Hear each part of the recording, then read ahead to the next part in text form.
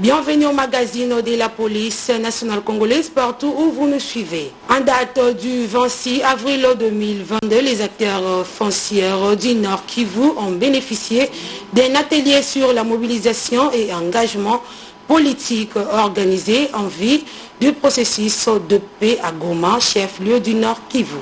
SICOP Nord Kivu pour le détail. Il s'est ouvert ce mardi 26 avril 2022 à Goma un atelier de mobilisation et d'engagement politique et civique des acteurs du foncier au processus de paix. 3 entendait politique publique provinciale en matière foncière et aménagement de territoire pour le Nord Kivu. Atelier ouvert officiellement par le vice-gouverneur de province, Romy Ekuka Lipopo, organisé par le gouvernement provincial avec l'appui de ce partenaire tels que la MONUSCO, ZOA et autres intervenants. Ces assises veulent être un cadre de mobilisation et sensibilisation des acteurs du foncier pour leur engagement et appropriation du processus P3 de la province, comme l'a souligné M. Justin David Kaindo, expert foncier chez ZOA. Nous attendons que les parties prenantes puissent s'engager à accompagner le processus. Parce que le processus, c'est un processus qui se veut participatif, qui se veut inclusif. Parce qu'il doit tenir compte des particularités de tous les territoires. Pour donner une bonne politique de gouvernance des terres, toutes les parties prenantes de tous les territoires devront contribuer à donner des idées pour l'amélioration par rapport aux différentes problématiques qu'ils connaissent relativement aux questions foncières, mais aussi à l'aménagement du territoire dans leur zone spécifique.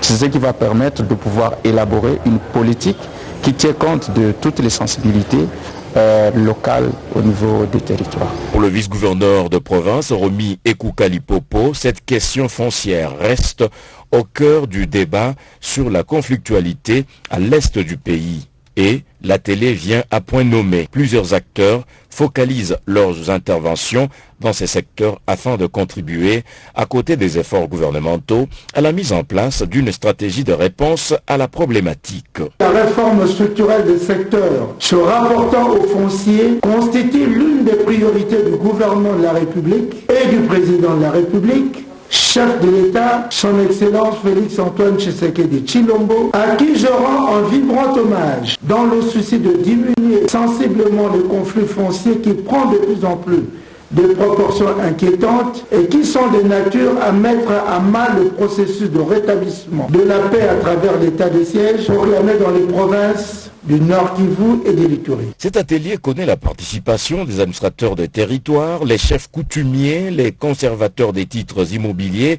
et différents partenaires acquis pour la cause.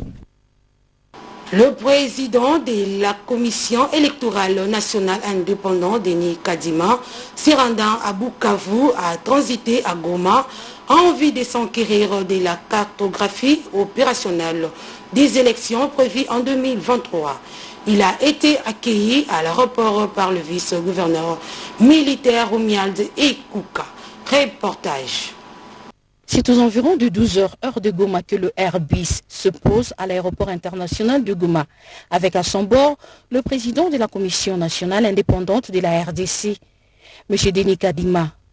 Pour son premier voyage en dehors de Kinshasa, la capitale de la République démocratique du Congo, le président de la centrale électorale, qui est en transit en ville touristique de Goma, se rend à Bukavu, dans le sud Kivu. Je suis de passage, je vais à Bukavu. Évidemment, comme je passe par Goma, je viens prendre un peu la température. Il y a nos équipes qui nous ont précédés ici, sans compter le secrétariat exécutif provincial qui est là. Je vais juste avoir quelques informations sur le processus de la cartographie, l'actualisation de la cartographie opérationnelle. Et une fois que cela est fait, je vais à Bukavu faire un travail similaire. Je dois dire que c'est ma première sortie depuis que je suis à la tête de la CENI. J'ai été tout le temps à Kinshasa. J'ai choisi l'Est comme mon point de départ. Donc ça doit vous donner un message. C'est que nous accordons beaucoup d'importance à ce qui se passe ici. Le numéro 1 de la CENI en République démocratique du Congo est rassurant quant à la participation des provinces sous état de siège au processus électoral en cours. Les assurances sont là. Je suis là. Je ne suis pas seul. J'ai décédés et ils sont en train d'aller dans d'autres provinces. Nous sommes éparpillés à travers le pays et travaillant sur cette opération de cartographie. Et après, ça sera les autres étapes. Donc, soyez rassurés que nous travaillons d'arrache-pied pour qu'il y ait des élections en 2023 et il y en aura. Le président Lasseni, en RDC, a été accueilli à l'aéroport international de Goma par le vice-gouverneur du Nord Kivu, le général-major Jean-Romuald Ekoukali Popo, qui lui a tenu compagnie jusqu'à son départ pour Bukavu. Le commissaire général adjoint de la police nationale congolaise en charge de l'appui et gestion, le commissaire divisionnaire Bingama Boputa Célestin, a échangé avec une délégation de l'Organisation internationale de migration, OIM en sigle, c'est jeudi 28 avril 2022 dans la salle de réunion CRP sur la mise en œuvre des différents projets de police de proximité et de leurs extensions dans d'autres provinces. Reportage David Luzolo et Yves Ngoy. L'Organisation internationale de migration demeure l'un des partenaires stratégiques de la police nationale congolaise. Ce mercredi 28 avril, monsieur le commissaire général adjoint de la PNC en charge de l'appui et gestion, le commissaire divisionnaire Célestin Bengama Boputa a échangé avec une délégation de l'OIM sur la mise en œuvre des différents projets dans le cadre de la police de proximité et de leur extension dans d'autres provinces, ainsi que de la perspective de construction d'une école de police dans la province de Tanganyika. Monsieur le commissaire général adjoint, qui était accompagné de son équipe, a salué le partenariat OIM-PNC, lequel produit des résultats escomptés avant de réfléchir sur l'appui que l'OIM peut apporter au plan opérationnel de sécurisation des élections prévues pour 2023. Suivant le commissaire divisionnaire Bengama et le chef de mission OIM Fabien Samboussi au micro du studio télévision de la PNC. Comme vous le savez, l'OIM c'est notre partenaire privilégié. J'ai effectué avec une équipe un déplacement à Goma et à Bukavu. C'était pour la formation des policiers des brigades minières. Donc nous travaillons avec l'OIM pour la police de proximité. Et nous voulons trouver des moyens pour pouvoir étendre cela dans d'autres provinces. Parce que partout où nous allons, nous constatons les mêmes choses. Il y a toujours un problème de formation, il y a un problème des équipements, il y a un problème des effectifs qui se posent. Mais avec notre partenaire, il y a moyen de gérer un peu tout cela. Donc c'est dans ces cas-là que nous nous sommes retrouvés. Et nous avons déjà aussi eu une projection vers les élections. Vous savez que les élections, c'est l'année prochaine. Donc nous préparons déjà l'ordre opérationnel quant à ce. Et là aussi, ça demande des effectifs. Et c'est autour de cela que nous avions parlé avec le responsable de l'OIM. La question, c'est pas à moi d'y répondre. Là, il faudrait plutôt s'adresser au général. Je ne veux pas m'avancer sur les prérogatives de la police. Ce que je peux vous dire, en tout cas, c'est que les élections sont une étape cruciale et importante et que la communauté nationale ou les Nations Unies que je représente seront là pour accompagner le gouvernement et notamment la police afin de s'assurer des élections sécurisées. Si une des priorités est le recyclage des formations des policiers, nous essaierons de voir dans quelle mesure assister la police nationale pour cet objectif-là. Si l'objectif est de recrutement de policiers, nous serons aussi aux côtés de la police nationale pour répondre à cet objectif-là. Je vais revenir d'abord sur le problème de recrutement. Le problème de recrutement, c'est un problème connu. Nous savons que nous devons recruter 6 000 hommes pour compléter nos effectifs. Ça, c'est connu. Donc maintenant, nous attendons le moment. Nous travaillons cela avec nos partenaires et avec le gouvernement de la République. Donc nous sommes sûrs que nous allons recruter 6 000 hommes ainsi que les cadres de commandement. Ça va être fait. Mais en dehors de cela, il y a le retrait des troupes. Donc il y a le retrait de troupes au Tanganyika. La MONUSCO s'en va déjà au mois de juin. Donc il est question que maintenant la police puisse prendre la relève. Donc c'est autour de ça que nous avons aussi eu à discuter. Et là aussi, le même problème des effectifs se pose. Parce qu'il y aura quand même un départ important, massif de militaires de la MONUSCO. Donc on ne va pas mettre de militaires, on va mettre des policiers pour la continuité de l'action de l'État. Donc nous sommes intéressés par rapport à ce retrait de la MONUSCO. C'est bien, je reviens encore sur vous. L'extension du projet P4P, pourquoi Kinshasa ne vit pas au rythme de ce projet réellement? Ça va commencer. Là, c'était faisait partie aussi des points que nous avons, sur lesquels nous avons échangé. Le projet P4P, la commune de Kimbanseke a été ciblée pour le projet. Là, nous venons discuter avec le général, les équipes de la police ici, sur le plan pour la construction d'un commissariat et de 2 sous-commissariats. Donc ça, c'est pour l'année 2022. Et nous espérons pouvoir faire plus et continuer aux alentours de 2023. Non, pour nous, les centres urbains, la police de proximité est une des priorités et c'est une priorité qui est reflétée dans le plan d'action quinquennal et notamment dans le plan de réforme de la police nationale. Et nous sommes là pour accompagner la police nationale pour la mise en œuvre de son mandat. Donc Kinshasa fait bien sûr partie de nos priorités. Je vous en prie. Une photo de famille a immortalisé cette rencontre. Le commissaire provincial adjoint de la police nationale congolaise à l'intérim du Haut-Ouélé, le commissaire supérieur principal Matela Ndinga Brino, a tenu une parade générale devant les officiers supérieurs, officiers, sous-officiers, gradés et agents de sa juridiction SICOP Haut-Ouélé.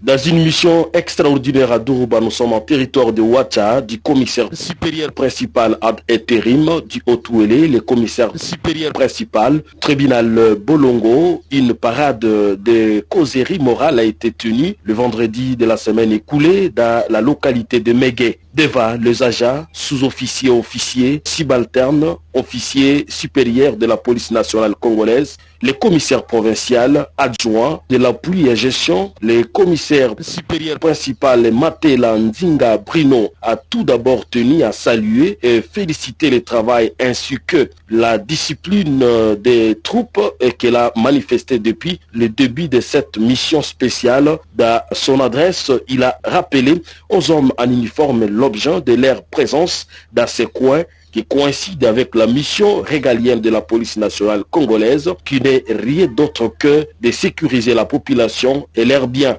En outre, le commissaire supérieur principal Bruno a montré l'importance de la mission qui a été confiée depuis Kinshasa et relayée par les autorités provinciales du Haut-Ouélé qui a abouti à la réquisition de la police afin de sécuriser les travaux de la délimitation et de la construction de la clôture de l'espace zone B de l'entreprise Kibal Gold Mine.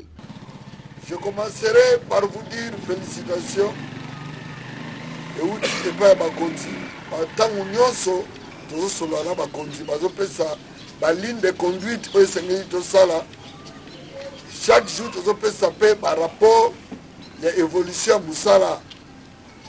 Voilà, j'ai tenu aujourd'hui vendredi mosala ekomi na suka oyo toyelaki tozwi même rapport ya élément moko te na indiscipline bien que mike ezangaka te place bato bafandi. Mais vous vous êtes comporté très bien. Félicitations pour nous. Parce que la police est à reproche, mais il faut aussi des sanctions positives. Nandenge musala oyo sala malam. Nandenge bakonzi oyo bazali na ba section na bino ba unité na bino bazoko kamba bino. Malgré moi mbeba ezali muke et pas ya bakonzi tokolo belango. Tant que biso moko boîte zitaka nini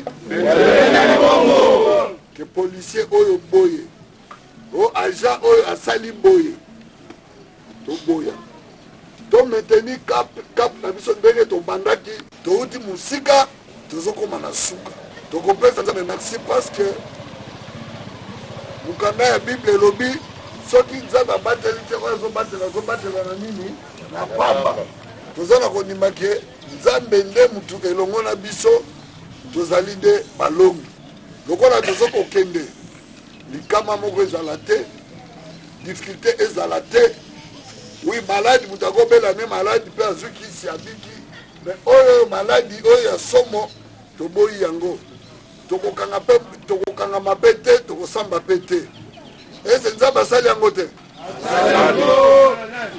bazali bandeko na biso bazali baninga na biso bamama basi bapapa tozala na limemia mpona kofanda na bango abungi nzela lakisa ye nzela na ndenge malamu oyo ozosala oza kobuka mibeko me kozala te ke tokoma lokolo buro liboso ya population nde tozosala clôture boye tina suka oyo baboyi kotosa mpona kobima bango na leta baza na ngambo na bango na leta oyo apesaki kibali mabele oyo baza na ngambo na bango etali biso te oyo population baza na bakonzi na bango oyo bango bayebi oyo bakenda kokuta oyo bakenda kosolola mais quant à nous toye mpona kosécurize ezala population toye mpona kosécurize ezala baoyo baza kosala mosala mpo ke autorité de l'état emonana ya solo ke l'état azali parce que tokomi lokola jungle tokomi lokola na kati ya mboka ya bafourmi ata fourmi ere moko azaka na mulongo azotambola me awa mutu na ndenge na ye aboyi kotosa. Après cette parade qui a duré une trentaine de minutes, le commissaire provincial s'est entretenu à huis clos avec quelques officiers sous l'arbre pour des nouveaux briefings. Ensuite de cela, c'est la réunion du commandement qui a clôturé cette parade dans la salle de réunion du cas Doko avec quelques photos de famille autour du commissaire provincial adjoint en charge de l'appui et gestion, le commissaire supérieur principal, Matela Bruno.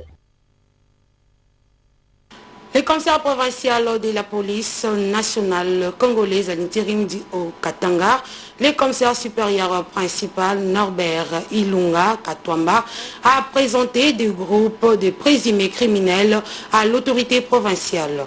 C'était à l'esplanade de la résidence officielle du gouverneur de province dans la commune de Lubumbashi. Reportage Sikop au Katanga.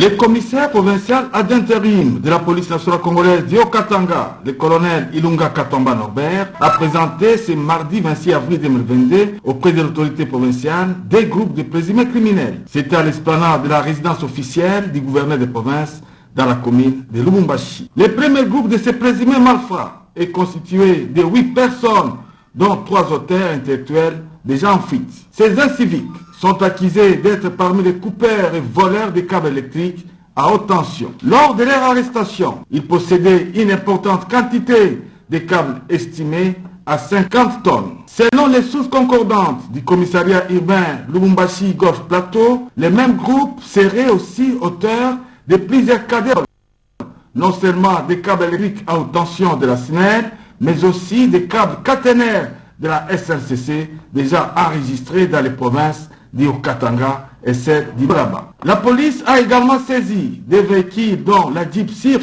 sans plaque de matriculation et le minibus Yas qui leur servaient de mobilité dans cette sale besoin. Le vice-gouverneur de province, son excellence Jean-Claude Kamfa Kimimba, a encouragé la police avant de conscientiser la population.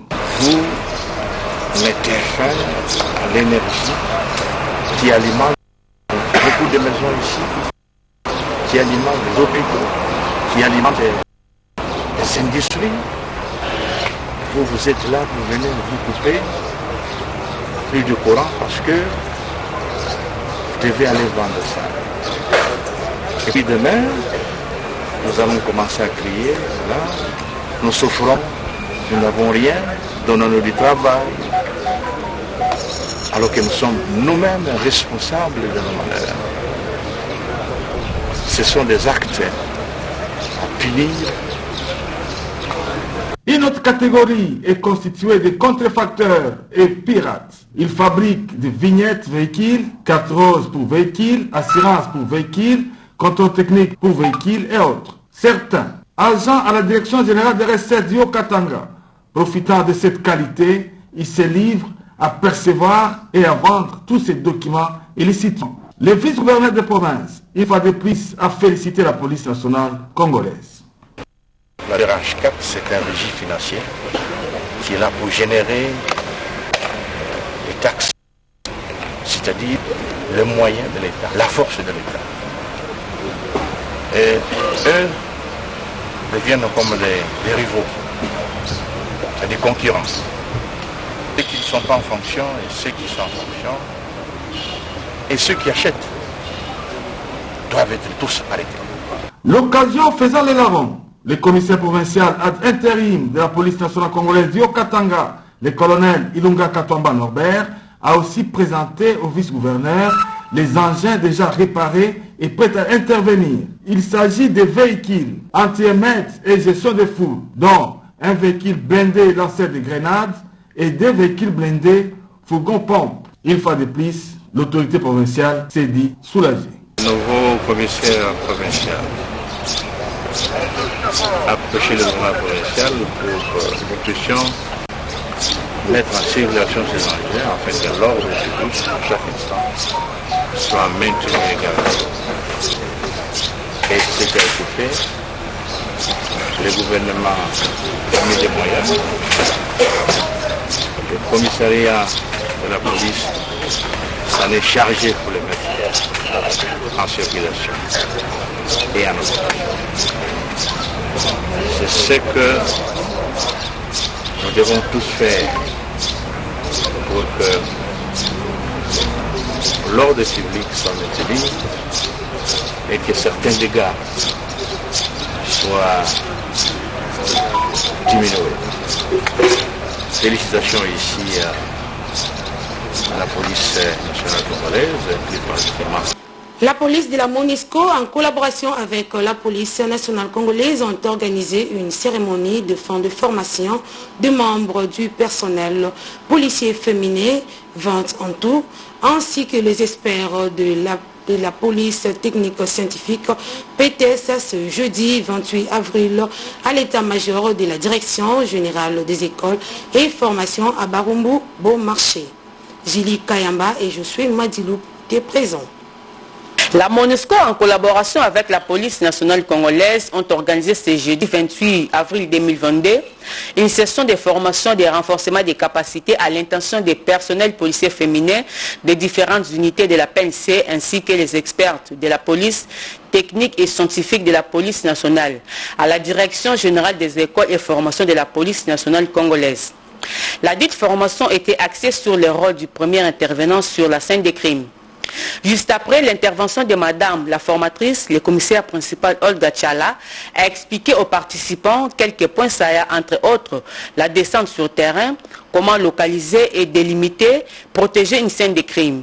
Aussi, elles ont été conviées à un exercice pratique suivi d'une explication claire et nette. Il faut savoir comment se protéger soi-même, mais aussi protéger la population environnante.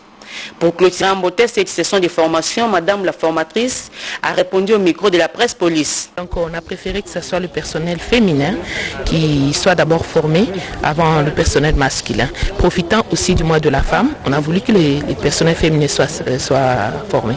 C'est pas le module. D'abord il y avait la présentation du contenu parce qu'il y a un VAD-MECUM, donc un guide.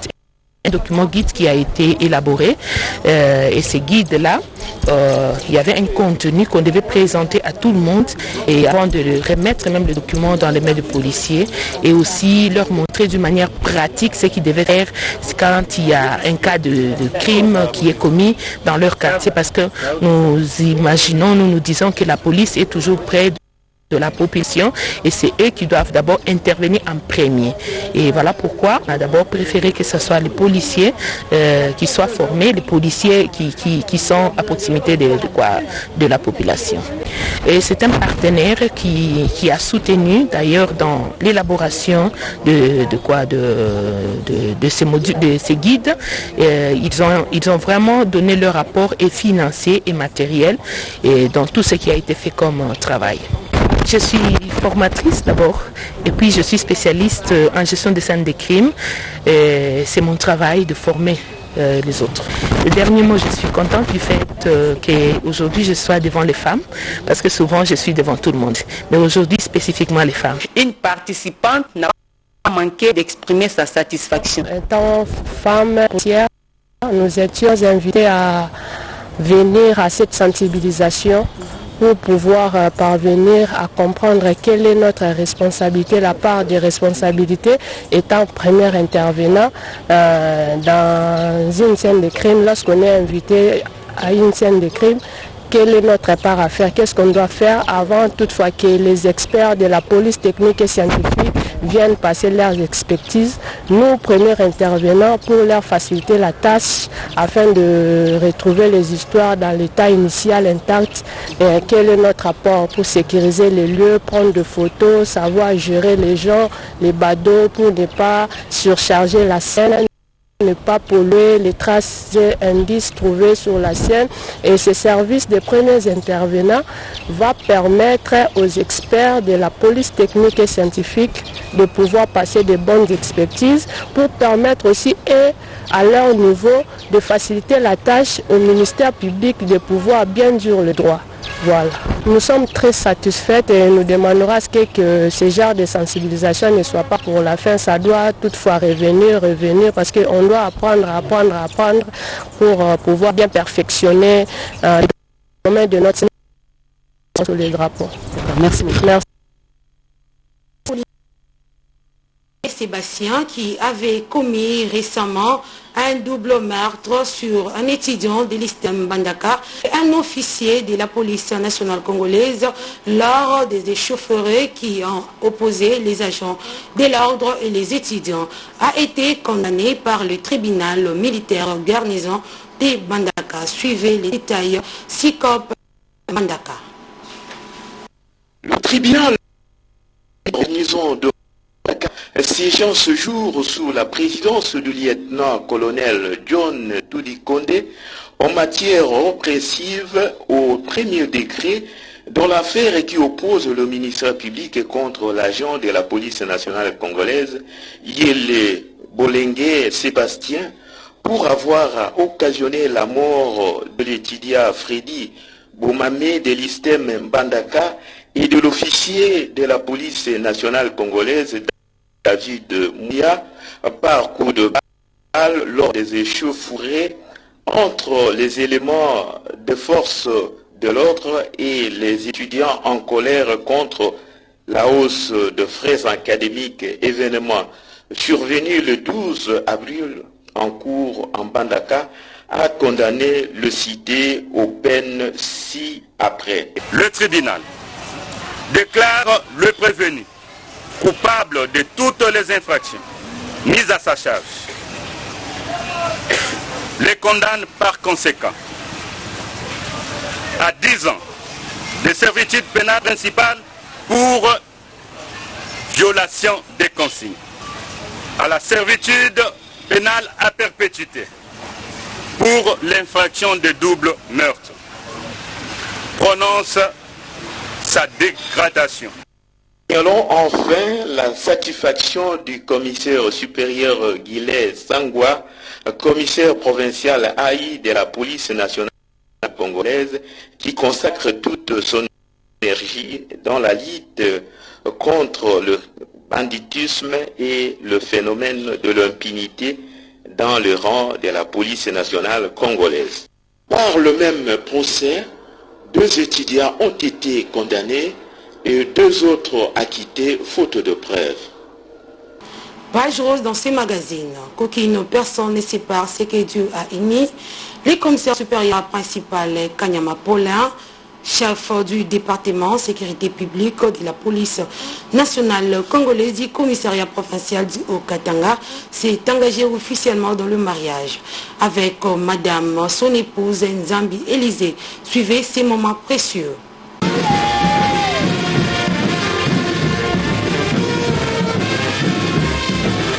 Le mariage est et restera le voyage le plus long que l'homme puisse entreprendre, dit-on. Une idée empruntée par le colonel Kikwakwa Kanyama Paulin, chef du département sécurité publique du commissariat provincial de la police nationale congolaise du Haut-Katanga, qui a accepté de s'unir à madame Nzambi Élysée ce samedi 9 avril 2022. C'est sur cette page rose que nous mettons un point final. Quant à moi, je vous dis au revoir et à la prochaine.